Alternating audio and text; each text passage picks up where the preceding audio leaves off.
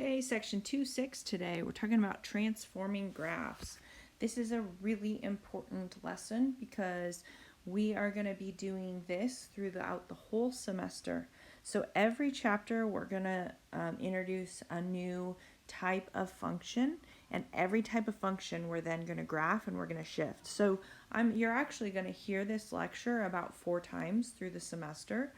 And so if you spend some time now really understanding this, then when those next 4 times come along, you'll have it down and they'll be really easy for you. So I just really recommend maybe even listening to this twice and make sure that it's very clear. So I'm going to start, we're transforming the parent graphs that we talked about in section 2.2. And these techniques work for all of those parent graphs, but for our purposes in the intro here, I'm just going to look at the square root function, and we're going to practice with that one, and then we'll extend it to the others in a little bit. So the first thing I need to know is, what does that function look like? Hopefully you've already memorized that.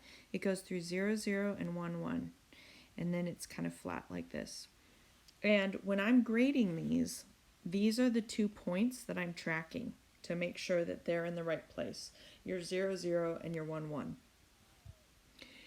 So how do these shift? How do they change? Let's take a look at up, down, left, right first. So if we have a function that looks like this,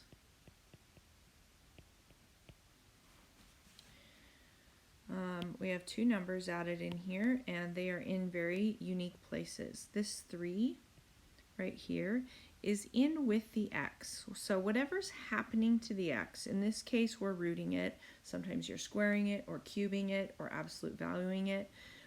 The number that's in that operator with the x is always your left, right shift. And it's always going to be opposite the sign. So let's just be clear here. When we are saying we're going to shift right on the axis, that's towards the positive values, and when we are saying we're shifting left, that's towards the negative values. So when I say left, I mean negative, and when I say right, I mean positive. So if this is a positive 3 in here, that means we are going to go negative 3 or left 3. So that's your left-right shift. The number that's sitting outside, notice it's not under the root, it's not in with the x. These are your up-down shifts, and they are always the same sign. So on these, your up means positive, because those are where the positive values are, and down means negative. So in this case, if it's a negative 5, I'm going to go down 5. Okay, so I start by drawing my parent graph, and this is how you're going to show work on your homework. You're going to draw your parent graph, and you're going to show me how you're moving this graph. So I'm going to take 1 point at a time. I'm going to take this start point, which is 0, 0, and I'm going to go left 3 and down 5. And put a point. And then I'm going to take this point right here and go left 3 and down 5. And I am going to draw the graph just like I see it. So it's a rigid shift. It doesn't change its shape. It just picks up and moves its location. And that's how you do, these are the shifts. Okay. We'll do some more of these later. I'm going to introduce all the stuff and then we'll do some practice. Okay. You can also do what we call a flip. So let's take a look at that using the same parent graph.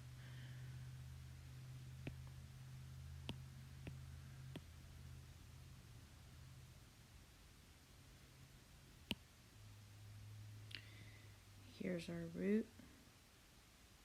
Okay. And I want you to graph, I'm going to start using function notation. F of x equals negative square root of x, square root of negative x. Okay, so there's 2 minus signs here.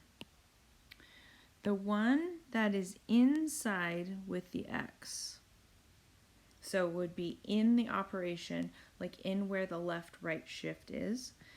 If there's a minus sign in there in front of the X, this is going to flip the graph over the y-axis.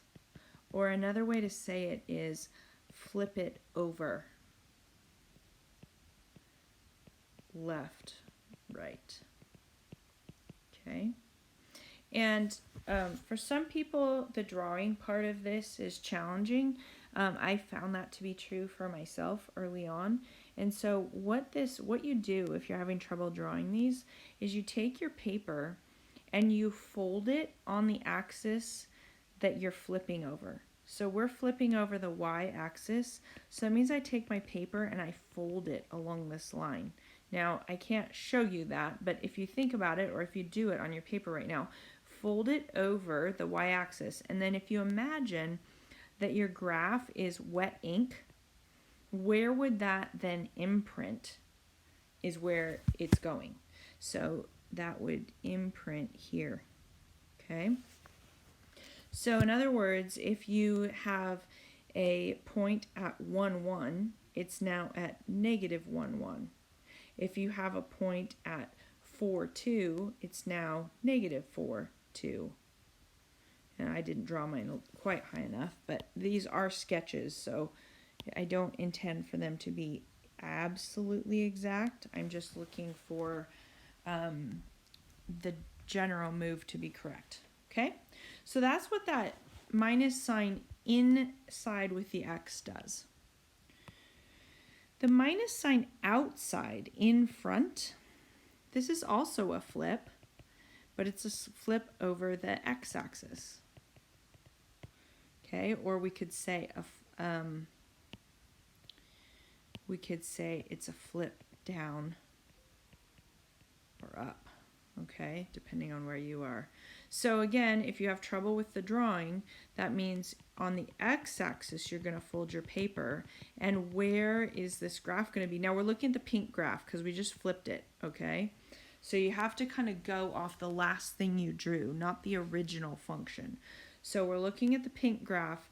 If we fold our paper on that blue line and it was wet, where would it imprint? And the answer is it would come down like this. Okay, so this would be our final graph, is the blue. So you have to do the flips one at a time, whereas the shifts you can do both at the same time. And you may have one or the other, but not both. And it doesn't matter, you just decide which one you have and you do that flip. Okay, and then the last thing that can happen to a graph is what I call slope, and I use that term loosely. It's not slope like a line slope. It just changes the steepness of the graph. So let's take a look at one of those. If I have f of x equals 3 square root of x, okay? This is a number and it is being multiplied at the front of the x term. So it's different than the up-down shift right here. The up-down shift is being added or subtracted to the x piece. This number is being multiplied on the front. And that is a slope change. Okay? And what it does is, here's my parent graph. I always start by drawing that. And it changes this first dot right there. Instead of being over 1, up 1, it's now up 3 over 1. So this is, remember how slope works, rise over run. So it's going to be from, now, here, listen to this. This point right here stays anchored. It's not a shift. It does not move up. The 0, 0 stays anchored. Imagine there's like a pin in that and it won't move. But what happens is this second one, I go up 3 over 1, and that becomes my new first point. So the graph kind of does this. See, it makes it steeper in that first little spot right there. That's what that 3 does. Okay, now we can have any combination of these. So I'm going to write down kind of a general formula for what these could. This is the worst case scenario with everything on it, okay?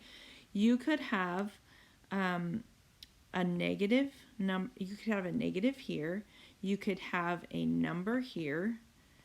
Your square root function, you could have a negative here with your x, and then you could have plus or minus a number in here, and then you could have plus or minus a number out here. Okay, and so let's label all of these positions and what they do. This negative that's out in front is going to flip down.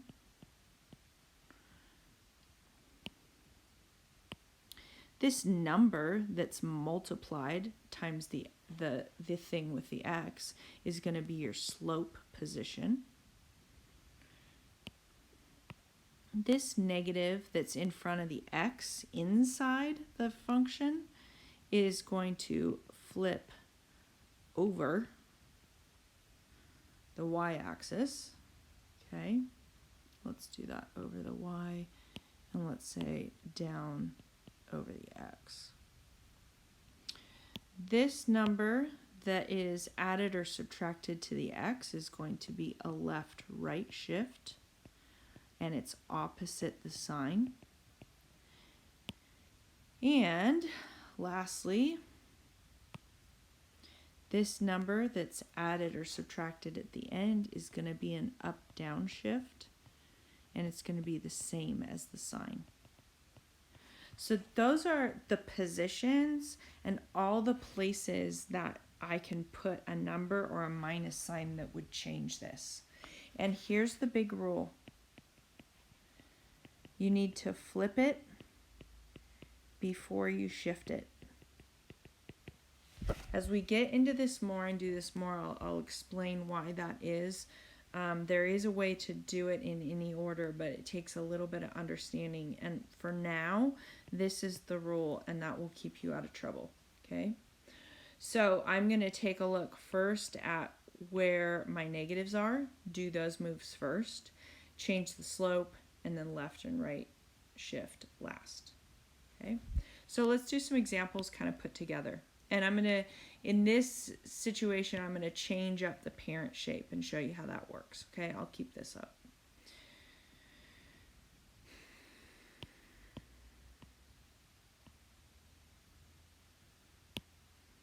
So f of x equals negative x plus 2 squared minus 3. All right, so the first thing to do, let me make you a little list. First, figure out what the parent graph is. And I think the other thing you can do first that I like to do is change the slope if there is a change on the slope. Now the slope, so what's happening in this function is the squared is taking the place of the root. So now this is the stuff that's considered like, quote, inside, and the rest is outside. So this minus sign right here is the negative out in front. So that's going to flip it down the x-axis. And there's no number right here. I mean, there is, it's a 1. So there's no change in a slope. So that means that my parent graph is going to have the regular slope, and it's a squared. My parent graph for a squared is a parabola. It goes through 0, 0, 1, 1, 1, negative 1. Okay, so here's what I'm looking at, and again, these 3 points are what I'm looking to be accurate as I'm grading. Okay, the second thing that I'm going to do is do any flips that I need to do. So there is not a flip here in with the x. There's only a flip here out in front. So that means that the one out in front flips it down over the x-axis. So I'm going to take this graph and I'm going to fold it on the x-axis, and if it was wet ink, it would transfer down here like this. Okay? So that's my flips. And last thing that I would do is do your shifts. So that is going to be this 2. It's in being squared with the x. So this is going to be a left, right, opposite the sign. So I'm going to go left 2. And this is my up, down, shift, same sign. So I'm going to go down 3. So this green graph, I'm going to take each of these points and I'm going to go left 2, down 3, left 2, down 3, left 2, down 3. I'm counting all of those out, and it's a rigid shift from the green graph. So it should look the same at the end of the day, just moved. And this is my final answer. That is the graph of this function right here. How do you check? Graph it on your calculator, okay? How do I grade it? I'm looking for your steps. So I'm not going to, because I know you have a calculator available, I'm looking that you're showing your work. What that looks like is as I'm grading, I'm looking, did you do your parent graph? Did you show me where your flips are? And then did you shift it in your stages like that? Otherwise, I don't know if you just graphed it on your calculator or what. But the goal of this section, again, is that in calculus, you're going to have a huge advantage if you have a picture of this in your mind and you don't have time to graph everything. So there's just so many functions that we have to look at. You have to look at them and the picture has to pop up in your mind. So when you look at this, you got to have some grid like, okay, this has been flipped down and it's shifted. And I can get an idea of where it is and make sense of the problem without having to graph it all. Okay, let's do another one. And what you might want to do with this one is try it. Pause the video and see if you can do it on your own.